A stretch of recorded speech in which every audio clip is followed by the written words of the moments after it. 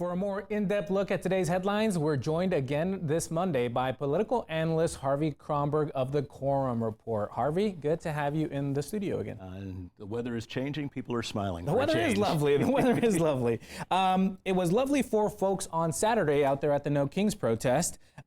We saw protests all across Texas. Of course, Governor Abbott sent out the National Guard. He feared that, quote, violence and destruction could ensue, but the troops were met mostly by peaceful demonstration, and at least here in Austin, APD reported no incidents, no major incidents. So is this just a politicization of these No Kings rally because they are against a GOP president? Of course. If you saw the press release, he was invoking Antifa. I don't know, I've been involved in politics for a long time, and I have yet to meet anybody that identifies themselves as Antifa. It's currently, I think it's mostly a GOP mythology intended to invoke concern. These demonstrations have never been violent. I don't think there was any incidents, in fact, in the entire state of Texas. This was just essentially chest beating, playing to the Republican primary base. So. Yeah, and we did see some congressional Republicans as well talk about these rallies are anti-American. They're only doing this because of the government shutdown. But of course, we saw No Kings rallies in June, and the same thing happened. There was like National Guard troops and same, mostly calm and peaceful. The president was even invoking this was all paid for and sponsored by George Soros. It's mythical, it's nonsensical, and of course, it's a fundamental right of the First Amendment to be able to demonstrate peacefully. The fact that the governor was implying intimidation and threats, I found to be debasing the office, frankly. Let's turn to a story our Aaron Davis reported on earlier about young conservatives, but we want to get you to weigh in on the other side of this. There's a potential disconnect between young and old Democrats as we head into this next primary, especially when it comes to issues of importance to young Democrats such as affordability. So how do you see that disconnect playing a role in the March primaries, if any role? Well, first of all, it should be noted that historically Republicans, especially with their young groups, the young clubs, have always been far more organized than the Democrats. The Democrats are multiple groups out there that tend to coalesce.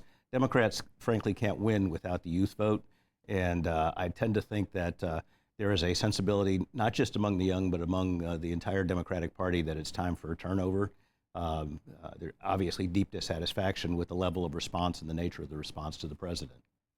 Let's also talk about a new entrant into the governor's race from the Democrat side. We didn't have you on before her announcement. Gina Hinojosa, state representative from Austin, says she's jumping into the race. She joins Bobby Cole, a retired firefighter and farmer from East Texas, and Andrew White from Houston, who's run for governor before. He's, of course, the son of former Governor Mark White.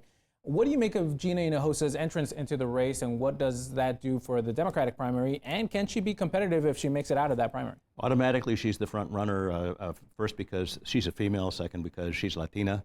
The last name Hinojosa gives her a ballot advantage in the Democratic primary. Whether or not it'll materialize by primary day, I do not know, but I suspect that at the moment she's the front runner just by definition. As far as it goes in November, it's a Hail Mary pass.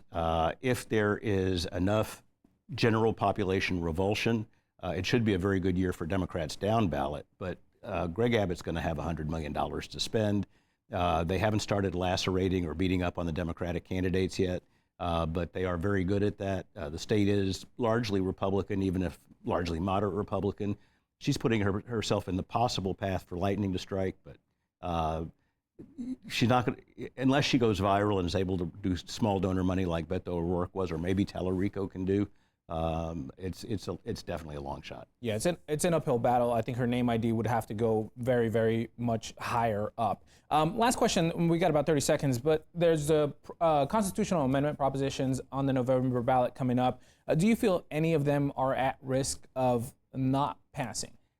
Typically, people go, if they're going to go to the ballot, the polls for a constitutional election is because of some kind of local event that they want to participate in.